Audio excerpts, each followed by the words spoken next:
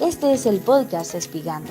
Estás a punto de escuchar palabra que transforma vidas y llena corazones. Qué bueno poderles saludar. Les cuento que estamos iniciando ya el podcast de esta semana en la edición número 13 o en el episodio 14 para poder corregir ahí el dato. Episodio 14, ya estoy perdiendo yo la secuencia acá de cómo vamos. Es episodio 14. Lo que quería mencionarles es que en el pasado programa, que básicamente es el episodio número 13, abordamos un tema muy interesante y platicábamos con Wendy Ardón, que de nuevo me vuelve a acompañar. Bienvenida, Wendita. Hola. Pero poniendo ahí en la connotación y la explicación, en el episodio 13 se abordó el tema de consumado es, pero vamos a hacer un análisis ahí muy interesante. Wendita, bienvenida de nuevo al podcast Espigando. Gracias, Gerson. Hola a todos.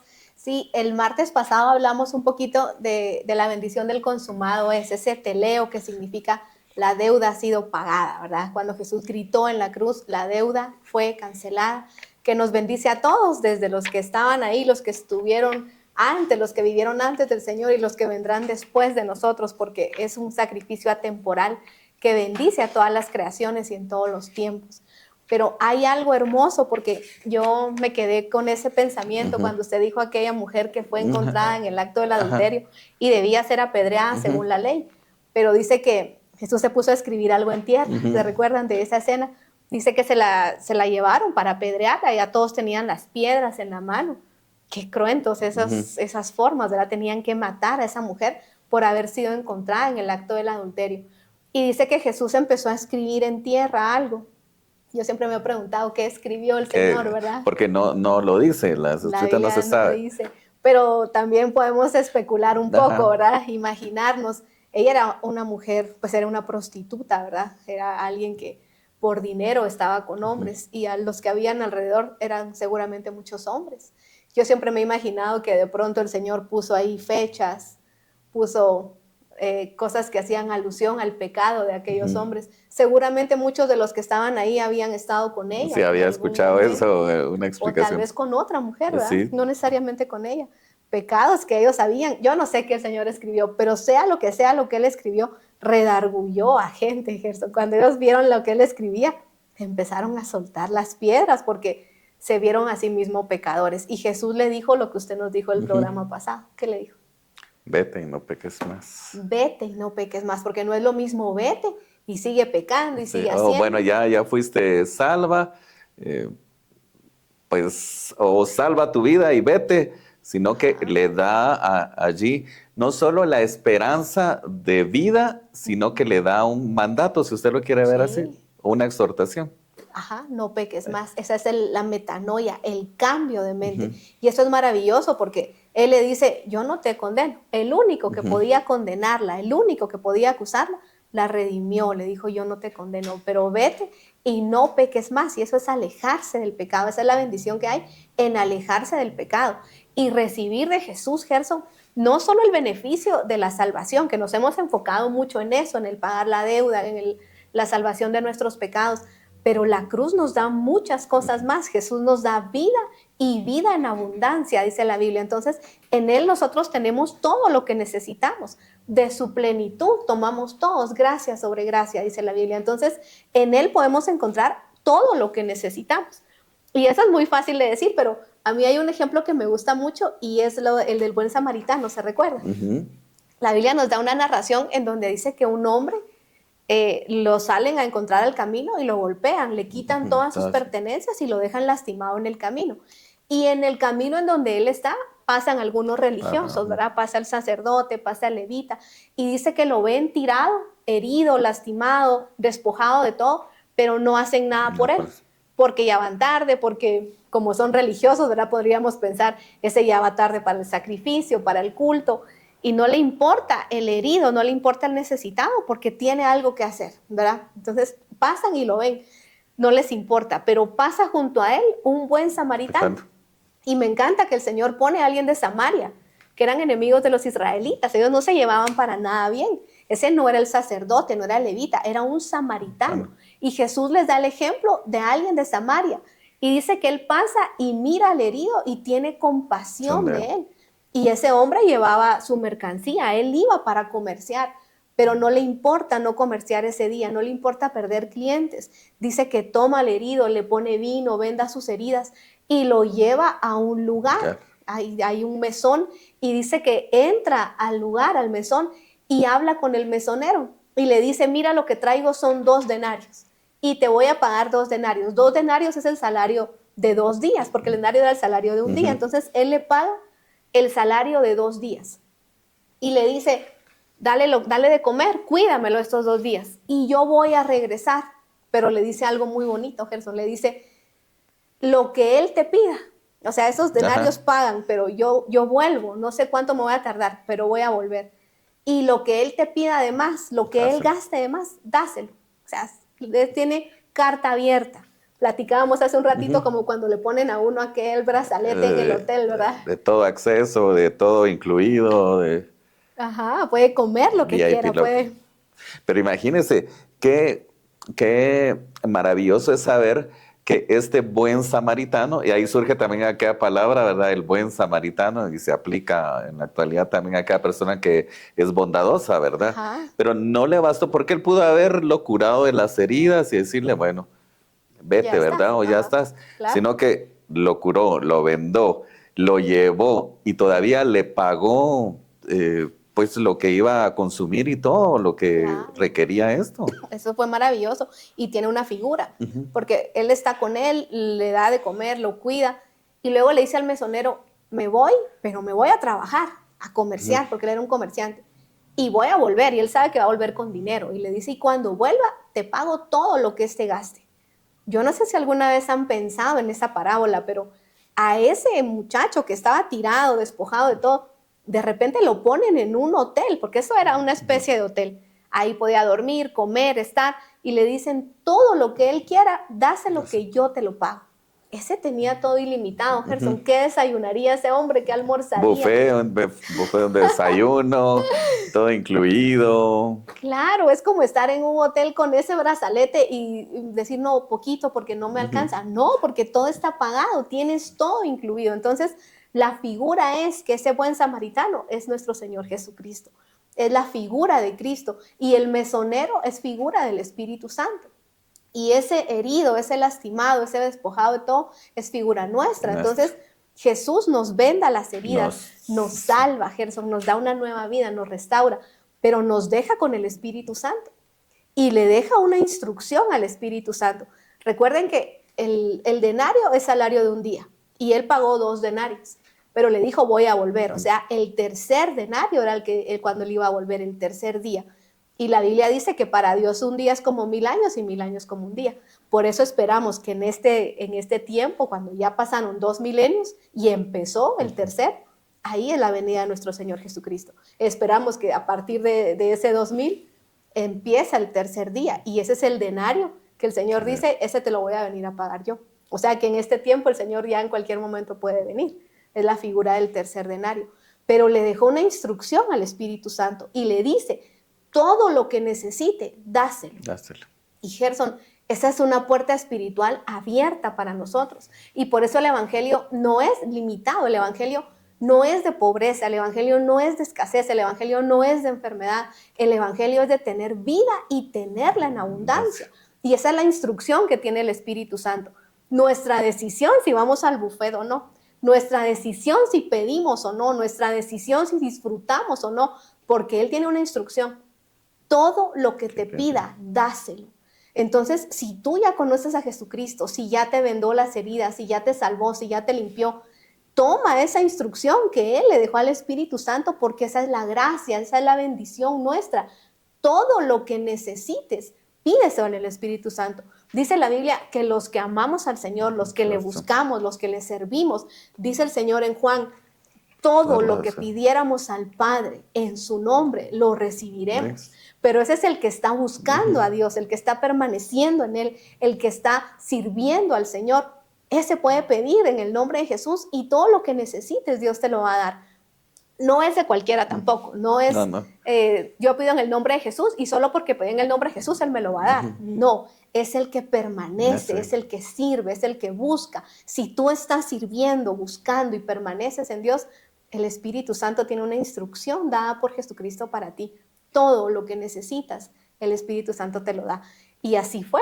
A ese hombre le dieron lo que necesitó y seguramente fue muy bien servido y muy bien atendido. La cuenta abierta, si se puede decir de esa manera. Cuenta abierta. Y es lo que tenemos nosotros en el cielo. Tenemos una cuenta abierta, lo que necesitemos. Yo ahorita tengo un testimonio porque estamos queriendo comprar una carpa para evangelismo.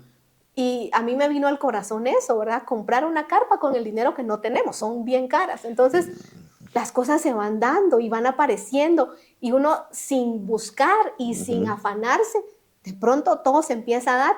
Porque esa carpa, yo le decía al Espíritu Santo, esa carpa se vuelve una embajada del cielo, porque va a servir para que el Señor Jesús ahí le devuelva al Padre a sus hijos. Ahí vamos a predicar el Evangelio, ahí vamos a enseñar la salvación.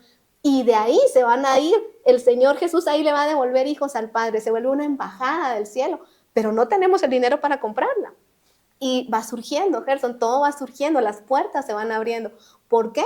Porque el Espíritu tiene esa instrucción nuestra para nosotros. Lo que necesite, dáselo, es una bendición. Claro, dice la Biblia, ustedes piden y no reciben, dice en algún pasaje, porque piden solo para sus placeres. Y eso no nos sirve. Sí, es bueno tener un buen carro, una buena casa, pero cuando nuestra intención es en el reino, cuando nuestra intención, nuestro corazón, nuestro amor es al reino, todo lo demás es una añadidura y va a llegar tarde o temprano, el anhelo de tu corazón llega, pero cuando estás sirviendo, trabajando, definitivamente vemos milagros maravillosos.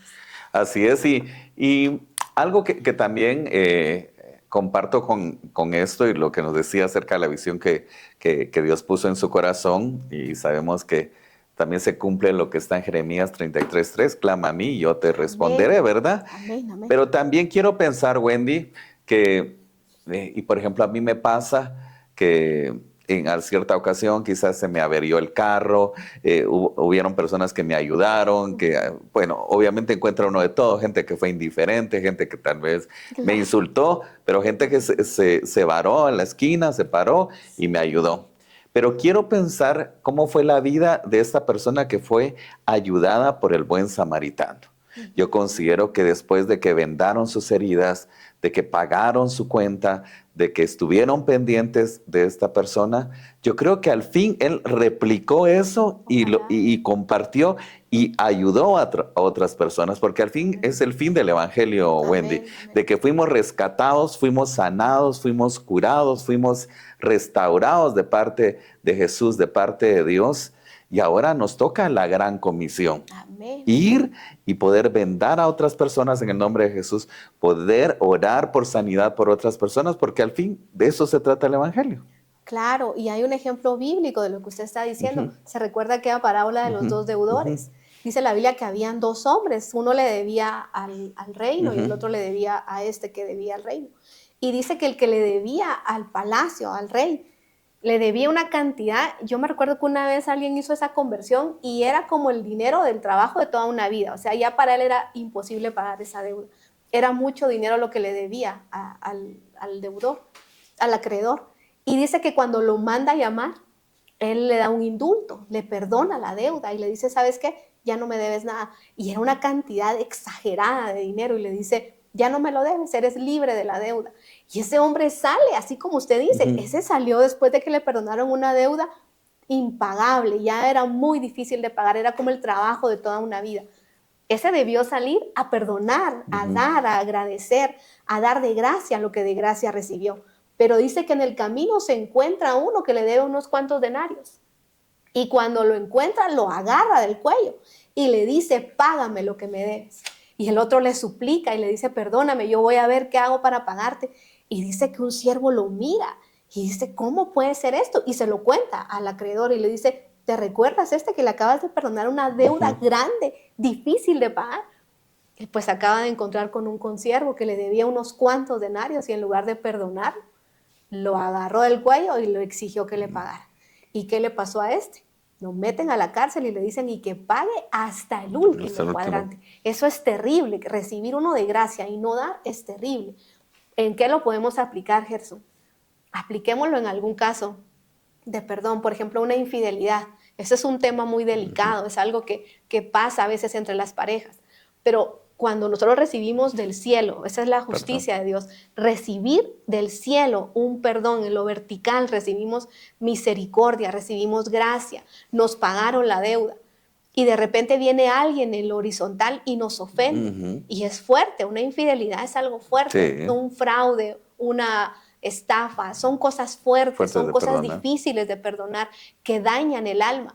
Pero ¿qué es la justicia de Dios? Es que a mí en lo vertical me perdonaron algo que yo no podía pagar, que me era imposible pagar. Y el que está aquí en lo horizontal me hizo algo, pero yo tengo que dar de gracia. Lo que yo de gracia recibí, de gracia extiendo. Y es posible, en el nombre de Jesús es posible, en la gracia de Dios es posible recibir de Dios perdón y entregar perdón. Porque para Dios no es justo que nosotros recibamos y no demos perdón. Entonces, si alguien te ha hecho algo, si alguien te dañó, probablemente fuerte, probablemente algo difícil de perdonar, yo te digo hoy en el nombre de Jesús, es posible perdonar porque tú recibiste perdón de pecados. Y como recibimos de gracia tenemos que dar. Como lo que usted dice, ojalá ese buen samaritano haya hecho eso y no lo que hizo el deudor, que ese reaccionó muy mal. Sí, recibió un beneficio, si usted lo quiere ver, recibió una ayuda y ya luego pues él actuó de una forma distinta o errónea. Claro. Tenemos que ser consecuentes a la palabra de Dios y saber que al fin Dios, Jesús, nos perdonaron todo, ¿verdad? Porque no hay un balance entre los pecados o un nivel de pecados. Nos perdonaron todo. Amén. Nos dieron una nueva oportunidad. Así que también a nosotros pues nos corresponde el poder perdonar a las personas que nos ofendieron. Amén, amén. Tiene que ser una práctica sana en las vidas de todo cristiano. Y dentro de todo esto, pues podemos hablar acerca de esto, de lo que se pensó que al expresar las palabras consumado se había acabado, sino es el inicio de algo nuevo, es el hecho de que nuestra deuda fue pagada, pero también dentro de todo esto, pues mencionamos el ejemplo del buen samaritano, que también tiene que animarnos y exhortarnos a saber que Jesús lo entregó todo por nosotros. Amén. Que nos vendó, que nos sanó, que nos libertó, que nos rescató, porque quiero pensar acerca de esta persona que estaba ahí tirada. Imagínense si el buen samaritano quizá no lo ayuda. Quizá pudo haber muerto, claro. ¿verdad? Quizá pudo haber terminado sus días allí, pero fue una nueva oportunidad. Claro. Y es algo que nosotros tenemos que pensar, Gerson, en la vida espiritual, porque eso era físico, pero es un ejemplo a lo espiritual. Y a veces nos subimos en un Uber, vamos en un autobús con una persona a la par, tenemos gente que trabaja con nosotros y tenemos que pensar con misericordia sobre esas almas. Tenemos que pedirle a Dios amor por las almas, porque probablemente es alguien a quien nunca más vayamos a volver a ver. Y probablemente esa sea la oportunidad que esa persona tenga para conocer a Jesucristo. Entonces, acostumbrémonos a hablar de Jesús, acostumbrémonos a hablarle a la gente de Jesucristo. Yo conocí un hombre maravilloso, el abuelito de mi esposo.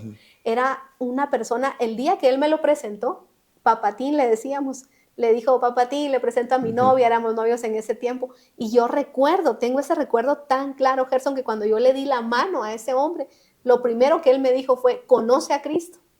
Y yo le dije, sí, amén. Y su segunda pregunta, ¿y le sirve? Sí, le dije, le sirvo desde los 17 años. Y bueno, entonces ya platicó de cualquier cosa, pero primero su pregunta es, ¿conoce a Cristo? Y a mí, todos los años que yo conocí a ese varón, a toda la gente que yo lo vi se la presentaban, a todos les preguntaba, ¿conoces a Cristo? Y su segunda pregunta, ¿le sirves? Era un hombre maravilloso. Y murió muy avanzado de edad, él siempre decía, ya me voy. Yo cuando lo conocí, él ya se iba, pero como era útil, yo creo que Dios le extendió la vida, porque a todo mundo evangelizaba. Y que sea una costumbre nuestra, preguntarle a la gente, ¿conoces a Cristo? Al Cristo de la Biblia, no al de la religión X, no al de la religión Y, al Cristo de la palabra, al que salva, al que no te acusa, al que te perdona, al que te ama, al que con su amor cubre multitud de errores.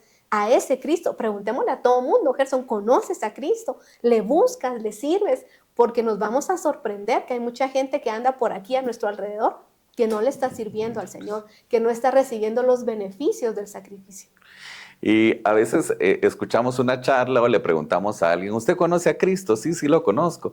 ¿Y sirve en alguna área de su iglesia? ¿Sirve, o asiste a una iglesia? ¿O le sirve a él? Y dice, no, lo Sí, conozco y con eso me basta, ¿verdad?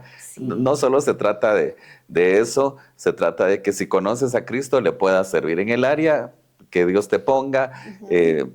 Dios ha repartido talentos innumerables en su pueblo Claro. y cada parte del cuerpo de Cristo realiza una función primordial, así que podemos ser una parte no pasiva del cuerpo de Cristo, sino una parte activa en el cuerpo Amén. de Cristo, sirviéndole a Él. Amén. Y hay tanto que hacer, Gerson. Si hay alguien allá del otro lado de la pantalla que no está sirviendo, escríbanos. Tenemos tanto trabajo, tanto que hacer Hay, para poder servirle al Señor. hay muchos proyectos, hay muchas Mucho metas que que hacer. queremos hacer. Sabemos que pues quizá pertenecemos a ministerios distintos, pero no somos de un cuerpo distinto, somos del Claro. mismo cuerpo de Amén. Cristo Amén. y todo es con el fin de hacer llegar el mensaje de Dios. Quiero hacer una pregunta, quizá me salga un poco del tema o de lo que hemos estado hablando. Muchas veces se cuestiona y se dice, ¿quién le quitó la vida a Jesús? Ujú. ¿Fueron los romanos? ¿Fueron los judíos? Pero en el libro, explorando el libro, hay una explicación Ujú. que dice si alguien le quitó la vida a Jesús. Explica Ujú. mucho eso. Sí, sí, amén. De hecho, la Biblia lo explica muy claramente. Cuando el Señor está frente a Pilatos, Ujú. le dice, Ajá. dime, ¿qué hiciste? Porque yo tengo el poder para liberarte o para condenarte, para quitarte la vida. Y Jesús le dice algo que responde esa Ujú. pregunta con claridad. Jesús le dice, ninguna autoridad tuviera sobre mí si no te hubiera sido dada del Padre. Entonces el Padre le dio autoridad a ciertas autoridades romanas de ese tiempo para poder hacer que el Señor fuera crucificado. Al final Jesús es el que entrega su vida, pero para que llegue a la condenación, a la crucifixión, el Padre le da autoridad a ciertas personas, como Ujú. Pilatos, para que tomen decisiones sobre Jesús.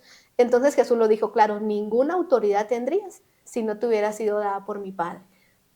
Hablando de la tierra, Gerson, Ujú. pero todavía nos falta llegar a esos 3 días que el Señor Ajá. estuvo muerto. Ahorita vamos con Jesús Con en la Jesús cruz en la cruz. entregando el Espíritu.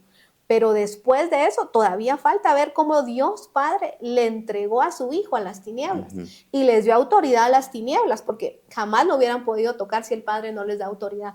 Pero el Padre le permitió a las tinieblas recibirlo en sus regiones y, la verdad, despedazarlo, como el mismo Jesús dice en un salmo, que en el día de su quebrantamiento se levantaron contra él y lo despedazan. Pero es porque el Padre les dio autoridad, el Padre entregó al Hijo a las tinieblas, como dice un versículo, fue entregado por el Padre. Entonces, ¿quién les dio autoridad? El El Padre. Padre. Y al final, como dice, por aquí teníamos el Ujú. versículo de Marcos 15:37, dice más Jesús, dando una gran voz, expiró. Entonces el velo del templo se rasgó en dos, de arriba abajo. Cuando él da esa gran voz, Ujú. Marcos lo dice así. Otros evangelios dicen, y entregando el Espíritu. Esa fue la gran voz que él Ajá. dio. Dijo, Padre, en tus manos encomiendo mi espíritu. Y ahí dice la Biblia que el velo del templo Se rasgó. se rasgó en dos de arriba abajo. Pero ¿quién entrega la vida? Jesús la entrega. Jesús. ¿Y por qué llega a la cruz? Porque hay autoridades a las que el Padre les permitió tener autoridad sobre él. Nadie le quitó la vida a Jesús, Él la Nadie. entregó. Así dice Juan 17. Ajá. Yo no pongo, a mí no me quitan la vida, dice Jesús, Chale. sino que yo de mí mismo la pongo. Tengo autoridad para ponerla y tengo autoridad para volverla a tomar. Nos quedan pocos minutos, pero también, Wendy, usted tocó un punto muy importante acerca del velo del templo. Cada situación que hemos ido analizando de Jesucristo, pues tiene una parte profética, o ya había sido profetizado, tiene una relación muchas veces con el Antiguo Testamento o algo que ya fue dado, en este caso una profecía, pero también lo del el velo del templo que se rasgó también tiene una explicación. Amén. Ahí hay algo muy lindo porque no recuerdo en cuál episodio hablamos de Juan 1:17, donde dice la Biblia, Juan dice, y habitó entre nosotros, dice, el verbo se hizo carne y habitó entre nosotros. Pero una traducción no dice habitó, dice, y el verbo se hizo carne, hablando de nuestro Señor Jesucristo, y tabernaculizó entre nosotros. En ese podcast hablamos un poquito de que la presencia de Dios estaba contenida en el arca del pacto. Como sabemos, el templo estaba dividido en 3 partes, el atrio, el lugar santo y el lugar santísimo. En el lugar santísimo, Gerson, estaba el arca del pacto. Y ahí dice que cuando el Señor descendía al arca del pacto. La gloria de Dios llegaba a ese lugar. Entonces, eso era algo que solo podía ver el sacerdote. Y no cualquiera la tenía a la vista, no cualquiera accedía al arca. Era el lugar en donde la presencia de Dios se manifestaba a los hombres. Pero cuando Jesús vino a la tierra, según Juan, Jesús tabernaculizó entre nosotros, se volvió el tabernáculo de Dios. La presencia abandonó el arca del pacto y se posicionó sobre Jesús. Por ahí hay otro versículo en Colosenses donde dice que en Jesús habitó toda la divinidad, en la plenitud de la divinidad habitó en Jesucristo. Entonces dejó de ser un tabernáculo de la tierra, el que contenía la presencia, y Jesús se volvió el tabernáculo viviente. Entonces, los más de 33 años que Jesús habitó en la tierra, la gloria de Dios no estaba en el arca, estaba en el tabernáculo Jesús, un tabernáculo viviente. Y cuando el Señor entrega el Espíritu, Gerson, el Señor se va. Recuerden que somos trinos, espíritu, alma y cuerpo. El espíritu y el alma de Jesús van a juicio y el cuerpo se queda inerte en la cruz. Pero entonces la gloria de Dios salió del tabernáculo Jesús. Y como ya no estaba en el arca, la tierra se quedó durante unos días sin presencia de Dios. Y por eso fue evidente. ¿Cómo hizo Dios evidente que ya no había presencia de Dios? El tabernáculo Jesús estaba inerte en la cruz. Y en el arca, Dios dice, ahí ya no hay nada. Y para que sepan que no hay nada, rasga Dios el templo de arriba para abajo, para que no se pensara que alguien lo rasgó de abajo, que al parecer tenía más de 15 centímetros de espesor, o sea, tampoco era fácil romperlo. Pero lo profético es que viene de arriba a abajo, para que nadie piense que alguien lo rompió. Y el arca queda a la vista, el arca queda accesible a cualquiera, como diciendo, ahí no hay nada. Ahí la presencia de Dios ya no está. Eso es única voz. La presencia se fue del arca porque la presencia estaba en el tabernáculo Jesús. Entonces, lo profético, Gerson, de que se rasgara el templo, era decirle a Israel, esa arca ya no tiene la presencia de Dios. El que la tenía era Jesucristo. Y fue una de las razones de que cuando Él llega al Padre, lo primero que hace es rogarle por el Espíritu Santo, porque entonces ya no había Dios en la tierra. Era una tierra sin presencia de Dios. Cuando el Señor asciende al juicio, la tierra se quedó sin presencia de Dios. Y por eso Jesús dijo, la hora de las tinieblas ha llegado. La tierra se quedó a expensas de las tinieblas sin presencia de Dios por unos días.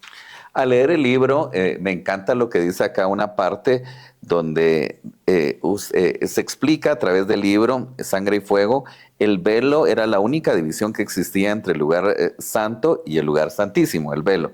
Amén. Y era lo que evitaba que el arca del testimonio fuera visible. Así es. Cuando Jesús entregó el Espíritu, ese velo se rasgó de arriba a abajo, lo que usted explicaba, dejando a la vista de todos el lugar santísimo, anunciando y haciendo evidente que la presencia santa, dice acá, continúa el libro, que alguna vez habitó en aquel lugar, ya no estaba más, y de hecho Dios había quitado su gloria de ese lugar desde que el Verbo se hizo carne. Amén, amén. La gloria de Dios estuvo en esa arca por años. Por muchos años. En ese tabernáculo. ¿Cuántos años serían? Miles de años, ¿no? Pues muchos años. Desde Moisés recibió la orden de hacer el templo, que fue el primer templo, que no era tan opulento, ¿verdad? Era con pieles de tejón, era un templo más sencillo porque fue en pleno desierto. Y dice que a él se lo llevaron al cielo y le mostraron el tabernáculo del cielo. O sea que ese modelo es celestial. En el cielo hay atrio, lugar santo y lugar santísimo. Y dice que Moisés vio todo, vio los utensilios del templo, vio el candelero de oro, vio todo. Y dice que hizo una réplica fiel con las limitaciones humanas, pero él descendió después de haber visto el templo allá y lo replicó en la tierra con lo que había, que seguramente era muy diferente a lo del cielo, pero él hizo una réplica fiel del templo celestial. Entonces el lugar santo y el santísimo, el atrio, todo fue una réplica de lo que él vio en el cielo. Y dice que ahí la gloria de Dios los visitó. Cada vez que ahí se estableció Aarón con sus hijos como los sacerdotes, empezó el sacerdocio levítico y ahí empieza Dios a visitar a los hombres. Antes era solamente en los altares como Caín y Abel, ¿verdad? Cuando Caín hace el sacrificio en un altar, ahí no había sacerdocio, había una forma de comunicación. Con Moisés cambia la forma de comunicación, ya implementan el templo, el sacerdocio levítico, y ahí empieza Dios a descender al arca del pacto, y seguramente, y no lo dudo, vieron la gloria de Dios, la Shekinah, cuando el sumo sacerdote entraba al lugar santo, que estaba dividido por aquel velo y que era un cuarto pequeño, ya era mucho más pequeño que todo el templo, era la parte más pequeña. Ahí estaba el arca del pacto, estaba el propiciatorio con aquellos seres con sus alas extendidas. Ahí la gloria de Dios descendía. Era un lugar sin luz, porque el atrio tenía la luz del sol, eso alumbraba el atrio, ahí mataban la ovejita. Cuando entraban al lugar santo, ya había un techo con esas pieles de tejón. Entonces lo que alumbraba el lugar santo era el candelero de oro, figura del Espíritu Santo. Y hay algo muy lindo ahí, porque dice que había una mesa y en la mesa estaba el candelero de oro, de una sola pieza. Y ese estaba alumbrado por el fuego del candelero, ¿verdad? Con el aceite. Pero dice que habían 6 panes de un lado y 6 panes del otro lado.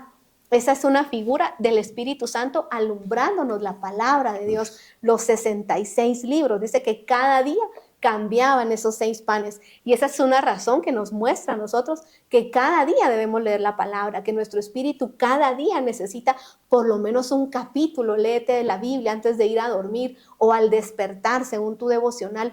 Cada día hay que cambiar, porque excuso decirles que ahora el tabernáculo somos nosotros. Ese era el tabernáculo en el tiempo de Moisés. Después vino Salomón, hizo algo maravilloso, porque si se recuerdan, David quiso construir el templo, pero Dios le dijo, tú no, porque tú has derramado mucha sangre, viene uno después de ti y él lo va a construir. Y Salomón hizo un templo que ya no era pieles de tejón, era de oro, era un templo maravilloso que dejó con la boca abierta a muchos. Fue un templo muy hermoso, el templo de Salomón. Pero después viene Jesús y él se vuelve el tabernáculo viviente. Pero cuando Jesús se va a Gerson y el arca ya no tiene la presencia, ¿quién es el tabernáculo ahora? ¿A dónde vamos a buscar la presencia de Dios? ¿En dónde se manifiesta la gloria de Dios si el arca abandonó, la presencia abandonó el arca y se posó en Jesucristo? Como dice Colosenses, en él habitó la plenitud de la divinidad, pero Jesús se fue. Entonces ahora, ¿en dónde se manifiesta? ¿Dónde está el arca? ¿Qué hacemos para que la presencia de Dios se manifieste? Bueno, la Biblia nos dice la respuesta. La Biblia dice que cuando nosotros conocemos a Jesucristo, el Espíritu de Jesús se hace uno con nuestro espíritu. O sea que ahora la divinidad habita en todo aquel que conoce a Jesucristo. Y ahora nosotros somos tabernáculos vivientes. Ahora la gloria de Dios no se manifiesta en una iglesia, no se manifiesta en un lugar, en un objeto. Ahora la gloria de Dios se manifiesta en ti, porque tú eres el tabernáculo viviente. ¿Y cómo es eso? Bueno, nosotros somos como el tabernáculo dividido en 3. El tabernáculo era atrio, lugar santo y lugar santísimo. Nosotros somos cuerpo, que representa el atrio, lugar santo, que representa el alma, y lugar santísimo, que representa el espíritu. Entonces, en nuestro espíritu habita el Espíritu de Cristo. Dice que se hizo uno con nosotros. Ni siquiera es que sea una habitación, Gerson, se hicieron uno. El Espíritu de Cristo y el espíritu humano haciéndose uno. Eso es una profundidad, es una cosa espectacular, porque una parte nuestra ya se hizo una con Dios. Y dice la Biblia que no bastándole con eso, todavía el Espíritu Santo entra en nuestro espíritu. O sea que el Espíritu de Cristo y el Espíritu Santo habitan en nuestro espíritu. Nuestro espíritu es el lugar santo de la tierra. Por eso, si doblas tus rodillas, la gloria de Dios ahí se manifiesta. Por eso, si oramos en un parque, en una iglesia, en donde sea que estemos, sin importar el lugar, la gloria de Dios se manifiesta porque nosotros la llevamos. Bueno, qué impresionante, qué fascinante es poder escuchar todo esto.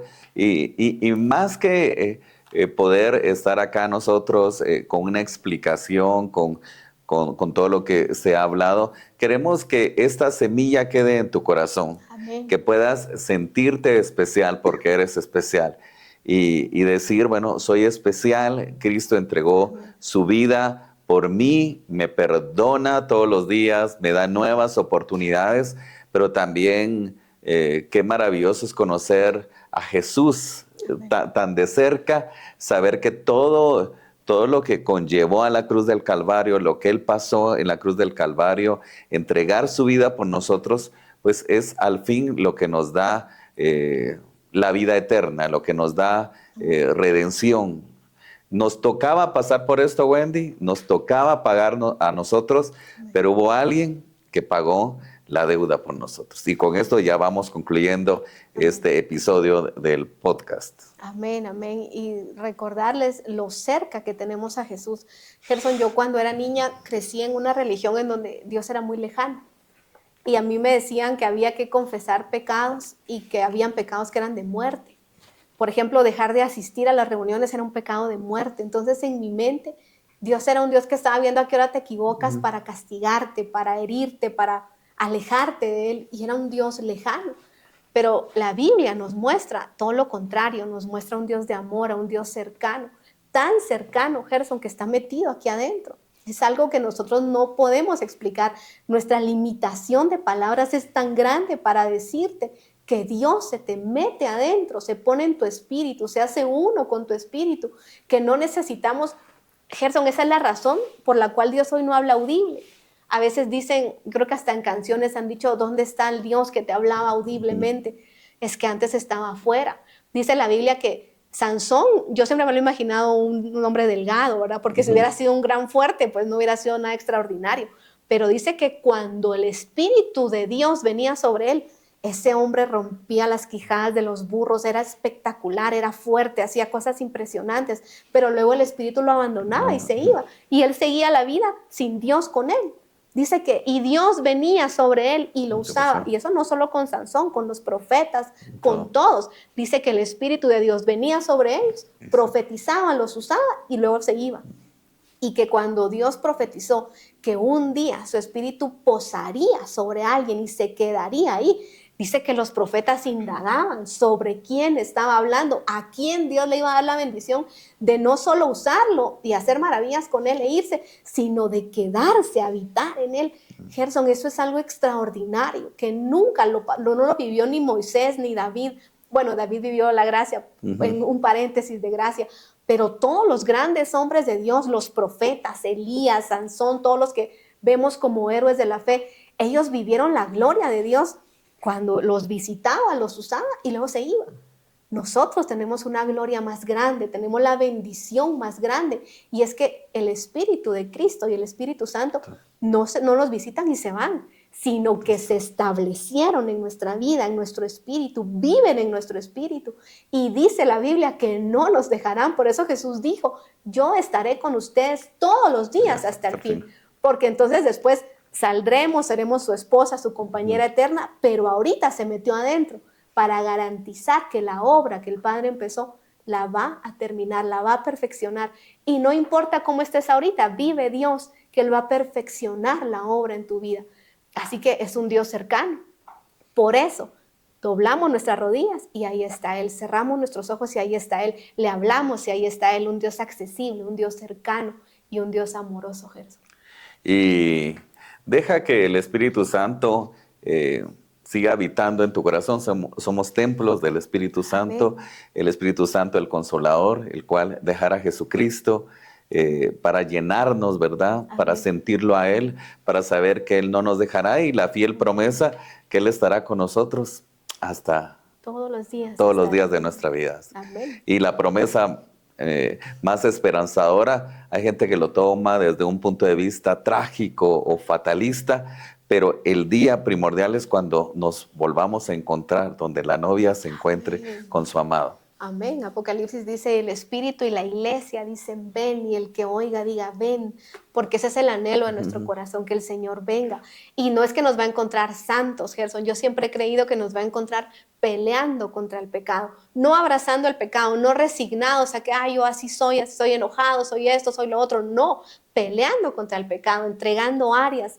Y un día vive Dios y vive su alma, que no pecaremos más. Un día el pecado será erradicado de nuestras vidas, y bendito día y anhelado día. Y ese día le veremos, dice la Biblia, tal y como Él es. Y ahí estaremos con Él toda la eternidad. Pero hay que pelear contra el pecado y saber que poderoso es Dios y poderoso es el sacrificio de Cristo para anular y limpiar todo pecado.